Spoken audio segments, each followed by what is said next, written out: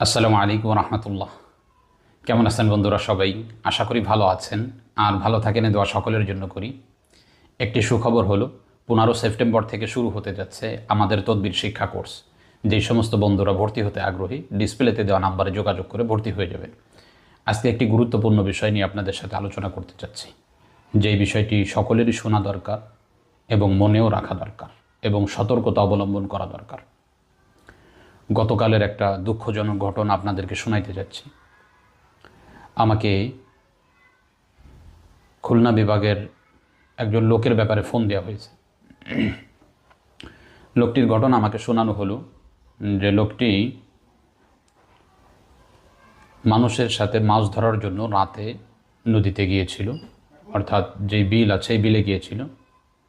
বিলে যাওয়ার পরেই যখন সে মাছ ধরেছে, বড় একটা মাছ পেয়েছে, তো তখনই তিনি হালকা ভীতসন্ত্রস্ত হয়েছে, যেহেতু রাতের অবস্থা ছিল এবং তিনি নির্জনে একাই মাছগুলো ধরতেছিলেন।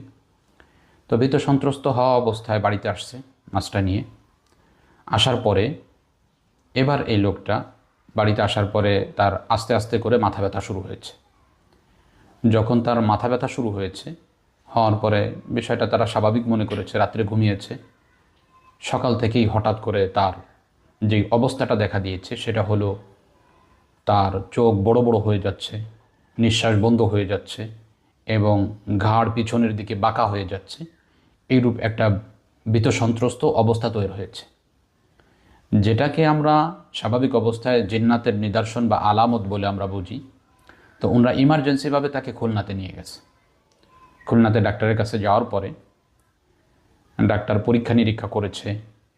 কোনো নিরুপায় হয়ে নিঃশ্বাস স্বাভাবিক না হওয়ার কারণে তাদের যে উচ্চ লেভেলের চিকিৎসা আছে এগুলো প্রয়োগ করেছে, কিন্তু ডাক্তাররা পরীক্ষা নিরীক্ষা করে কোনো রোগ তার পায়নি। এ অবস্থায় 2-1 দিন রেখে তারা খুলনা থেকে ঢাকার উদ্দেশ্যে রোগীকে পাঠিয়ে দিয়েছে। তো রোগীকে নিয়ে তারা ঢাকাতে গেছে, সুনামধন্য যে হসপিটাল আছে সেখানে গেছে। তারা পুনরায় পরীক্ষা নিরীক্ষা করেছে, রোগীর মধ্যে কোনো রোগ তারা পায়নি। কিন্তু রোগী কয়েক মিনিট পর পরই তার ঘাড় বাঁকা হয়ে যাচ্ছে, চোখগুলো বের হয়ে যেতে চাচ্ছে, নিঃশ্বাস বন্ধ হয়ে যাচ্ছে, এরূপ একটা অবস্থা হচ্ছে। সর্বশেষ পর্যায়ে গতকাল আমাকে কল দেওয়া হয়। আমরা এখান থেকে পরীক্ষা করে, যদিও পরীক্ষাগুলো একটা সম্ভাবনাময় জ্ঞান অর্জন হয়, বাকি আমাদের এখানে পরীক্ষায় দেখা যায় যে তার শরীরে জিন্নাতের প্রভাব রয়েছে। তো আমাদেরকে বলা হয় তার চিকিৎসা করার জন্য। এখন একে তো সে হসপিটালে রয়েছে, ঢাকাতে রয়েছে। আমরা দূর থেকে জিন থেকে মানুষকে হেফাজত করার জন্য যে চিকিৎসা দেওয়া দরকার সেগুলো যথাসাধ্য প্রয়োগ করি এবং ইমার্জেন্সিভাবে প্রয়োগ করি। কিন্তু তারপরেও আফসোস ও পরিতাপের বিষয় হলো সর্বশেষ সন্ধ্যার সময় আমার কাছে সংবাদ এসেছে রোগীটি মারা গেছে।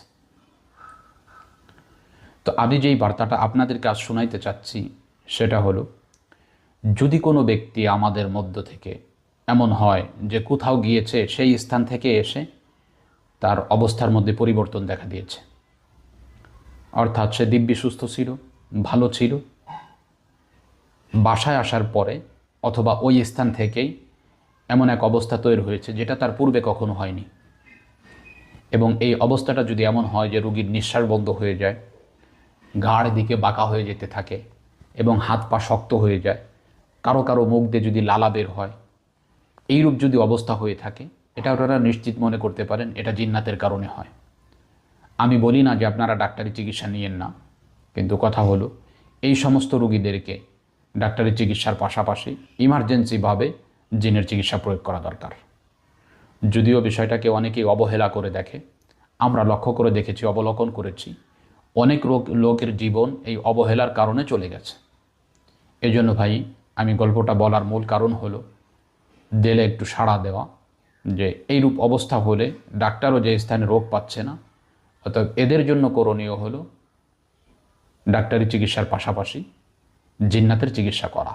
তাহলে আমি আশা করি যে এই সমস্ত রোগীগুলো অনেক ক্ষেত্রেই সুস্থ হয়ে যাবে ইনশাআল্লাহ। তো বন্ধুরা, আজকে পর্যন্তই। সর্বশেষ সুসংবাদটি আবার মনে করিয়ে দিচ্ছি, আমাদের 15 সেপ্টেম্বর থেকে শুরু হতে যাচ্ছে তদবির শিক্ষা কোর্স। যে সমস্ত বন্ধুরা আমাদের কোর্সে ভর্তি হতে আগ্রহী, ডিসপ্লেতে দেওয়া নাম্বারে যোগাযোগ করে ভর্তি হয়ে যাবেন ইনশাআল্লাহ। আসসালামু আলাইকুম ওয়া রাহমাতুল্লাহ।